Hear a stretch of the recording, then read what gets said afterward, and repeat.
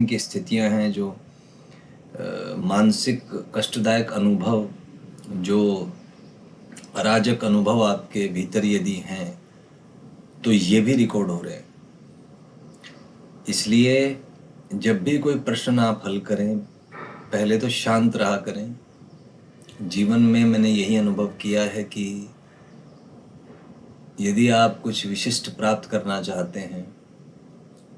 ऐसा कुछ जिससे लंबे समय के लिए आपको सुख और आनंद प्राप्त हो, तो बहुत ज़्यादा उत्तेजित अवस्था में ना रहें,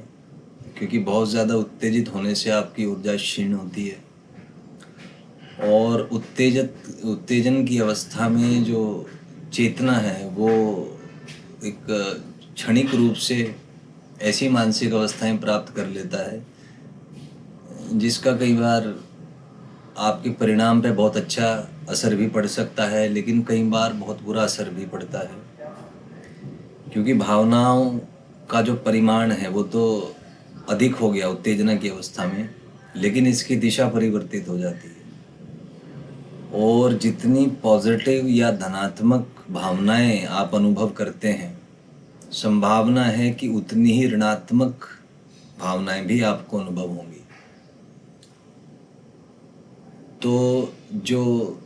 एक्सट्रीम्स इमोशंस हैं, जो एकदम आप कह सकते हैं अत्यंत उत्तेजित जो अनुभव हैं,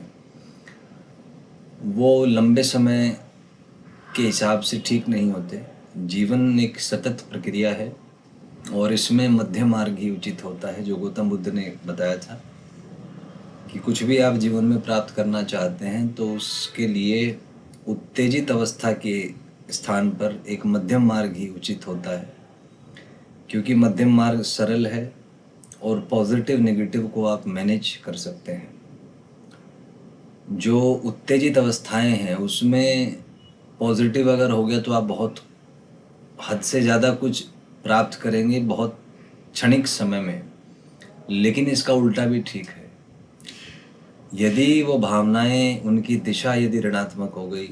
तो जो कुछ आपके पास है उसको गंवाने में भी क्षण मात्र का ही समय लगेगा। अतः